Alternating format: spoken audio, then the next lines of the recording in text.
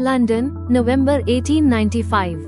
A dense, yellow fog had swallowed the city whole, but for Sherlock Holmes, the real confinement was the suffocating stillness of an unchallenging mind. Dr. Watson watched, knowing this restless energy meant a brilliant intellect yearned for a worthy puzzle. Holmes's frustration broke with a sudden, delighted laugh. A telegram had arrived, bearing news as improbable as it was intriguing. His brother, Mycroft, was on his way. Mycroft, a creature of habit, rarely deviated from his rigid routine. This could only mean one thing: a crisis. Mycroft's arrival, alongside a grim Lestrade, confirmed it. The technical papers found on the deceased Arthur Cadogan West were none other than the Bruce Partington submarine plans, Britain's most jealously guarded secret. 10 pages stolen, only 7 recovered. The 3 most vital vanished. This was not merely a crime, it was a matter of national security. Their investigation began at Aldgate Station, the site of West's mysterious death. The official story claimed he fell from a train. But as Holmes meticulously examined the grimy tracks where the body lay, something struck him. The way the lines curved, the presence of the points, it was all too coincidental. And there was hardly any blood. Then, the flash of genius. The impossible became clear. Cadogan West hadn't fallen from inside the train.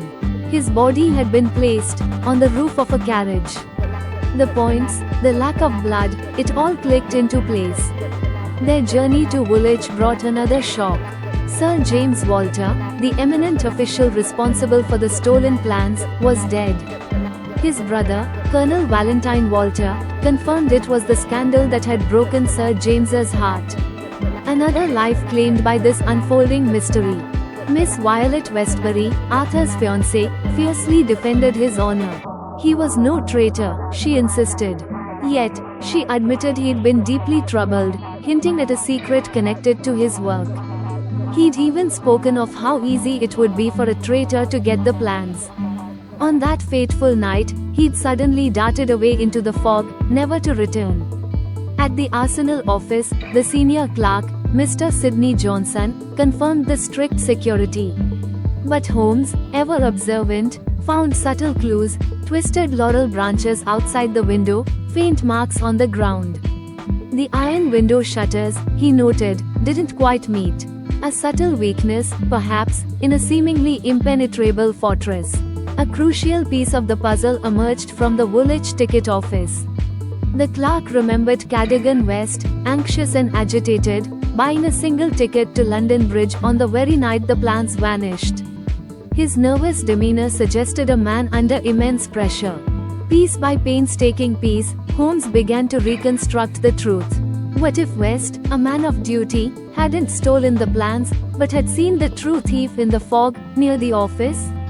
What if he'd followed, a loyal citizen pursuing a traitor, until he witnessed the theft of the originals through that very window? Mycroft's intelligence network delivered a list of known international agents.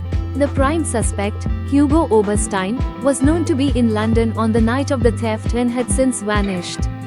The net was tightening. That evening, a terse note arrived for Watson. Bring with you a jemmy, a dark lantern, a chisel, and a revolver. An unusual dinner invitation, indeed. Holmes was ready to move beyond deduction and into direct action. Under the cover of night and fog, Holmes expertly breached Oberstein's seemingly secure home. His lantern cut through the darkness, illuminating a soot-covered windowsill. Then, a chilling discovery: a faint, undeniable blood mark. The body had indeed been rested there, before being lowered onto the train roof.